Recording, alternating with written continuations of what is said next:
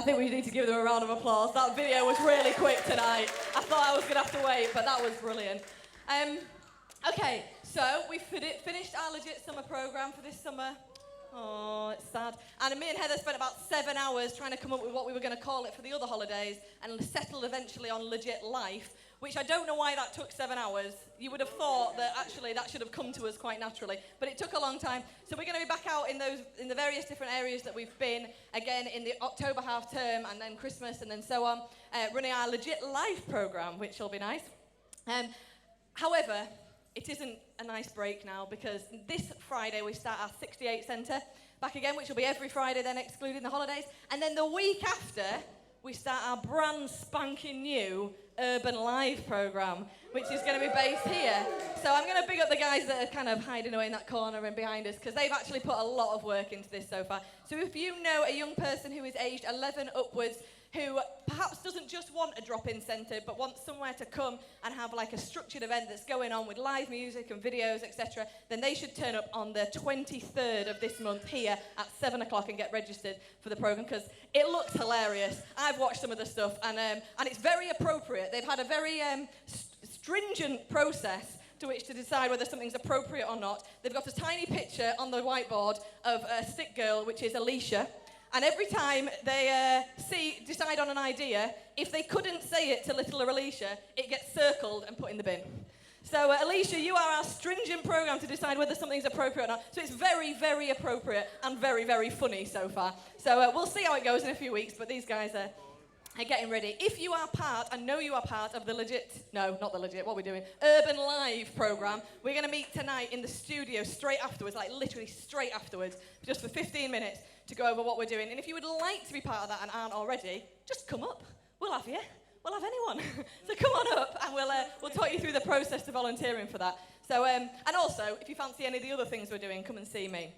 Now, this week I was thinking about some of the stuff we've talked about over the last couple of weeks about being spoken to by God. And I remembered something that happened to me where I misunderstood something that somebody said to me.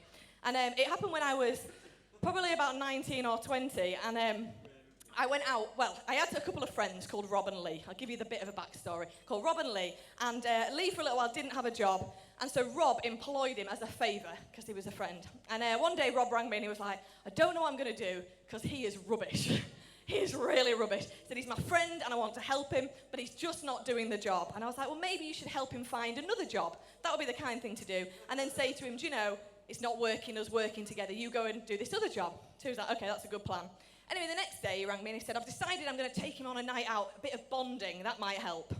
But I'm not entirely convinced that this is the best method. He said, do you want to come with us? So I was like, yeah, that's fine. I'm always up for a bit of a dance, so I'll come with you. Anyway, in my usual fashion, I was late, quite considerably late. And I got there and they were in this kind of drum and bass style bar. And I got in and I saw them across the room and I headed towards them. And there was this I don't know if it was a stag do or something going on near us where these guys were chanting at each other really loudly. And then there was the DJ stand and my friends were stood right next to the speaker in front of the DJ stand. And then next to them, there probably weren't bongos. I'm going to call them bongos because it's the only word I can think of. I'm sure there is a cooler word for bongos, but they were essentially joining in the beat. So there was these bongos that were also next to us. And then right next to where the boys were standing, there was this a group of wailing girls. I don't know what they were doing, but they were screaming at the top of their lungs. And Lee was dancing away quite happily in the corner. And Rob kind of ushered me over and he started shouting towards me, I think, I can't hear you, I have no idea what you're saying. And he leant in and he said, I'm going to fire Lee. And I went, what? You're going to tell me this now? I've just arrived, I'm about to go on a night out all night, and I'm going to have to pretend that everything's okay. And then on Monday, he's going to find out you fired him that I knew, and I'm going to be this awful... I was so mad. I was fuming. But it was so loud, I couldn't tell him how mad I was. So I was like, I am just not going to talk to him all night. So whenever we went to the bar, I didn't buy him a drink. Whenever we went to another place, I walked behind and nowhere near him. I was like, I'm just not going to talk to you. I'm just going to be nice to Lee all night and completely ignore you. Anyway, the next day, he even offered to pay for my taxi home, and I was like, nope, I'll pay for it myself. So I got him a taxi and went home. And then he even sent me a text that night saying, I feel like you're mad with me. And I was like, yes, I flipping am. And I wasn't going to tell him why. I was like, he needs to work this one out. Next morning, Lee messaged and said, we're going for breakfast. Do you want to come? Turned up, and he was, ordering everything. He said, just go and sit down out there. Rob's there. And I got there, and, hi, boys. And I sat down with him, and he said, what is it? What have I done that's made you so mad? I said, I cannot believe that last night, just as I arrived, you told me that awful information. And he said, what awful information? I said, you told me that you were going to fire Lee. He said, I did not tell you I was going to fire Lee. I said, you did tell me you were going to fire Lee. He said, no. I said, finally, you're here. I was like, oh, okay. So you're not going to fire Lee? He was like, we were there to have a bit of bonding. I wasn't about to fire him. I was like, I'm sure you said I'm going to fire him. He said, no, I definitely said, finally, because you were so late. I was like, oh, okay. But what I realized looking back is that because I misheard, because of all the noise that was going on, I was distracted for the rest of the night. And I spent the whole night going the wrong direction, essentially, for what was going on, because I'd misheard. And I was thinking about some of the stuff we said on Wednesday and last week, and I was thinking, actually, how many of us have got so much noise in our life that we mishear something and go off on a complete tangent, and are so concerned with one aspect, and it isn't the main thing. It isn't the thing we should be concentrating on. And so I guess my challenge tonight is for all of you out there who have got busy lives at the moment, relationships or school stuff going on, potentially new school stuff going on, work stuff going on, friendships, relationships with family, they're really difficult, aren't they? Church stuff, just general social stuff, whatever you have got going on at the moment in your life is creating a massive noise for you. And if you are desperate to hear the voice that says, actually, this is the direction for your life, then you need to be quiet for a while. You need to silence some of that stuff and say, actually, I'm going to focus now on hearing the one voice that matters and go in the direction that matters. So tonight you're going to hear some stuff that's going to send you in that direction. And I hope that the noise that is going on in your life this week doesn't distract you from what it is that you're going to be told tonight, because that's incredibly important. So I've got a quick film clip to show you, which is based on an athlete who is distracted by noise, but actually needs to hear the one voice. So enjoy your night. Wow. Great, Jesse Owens. Jesse, let's get back to basics. Why don't you swing from those bamboo poles over there, boy?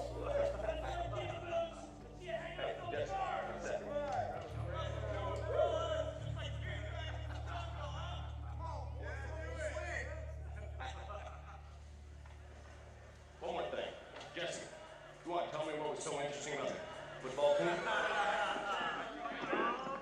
I don't know, Coach. I just got distracted. Oh, you got distracted. See, that's what I'm talking about. You can't get distracted. You understand? All right, Larry. Finish this up now. I got boys who need a shower. Yeah, one sec, Coach. I'm not quite through yet. Sit down. Everybody sit down. Sit down.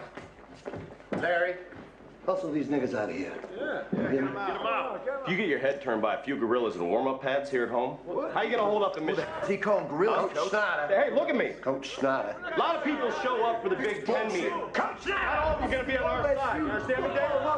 Do you? Do you?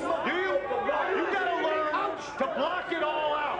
It's just noise. That's all this is. All it is noise. You hear me?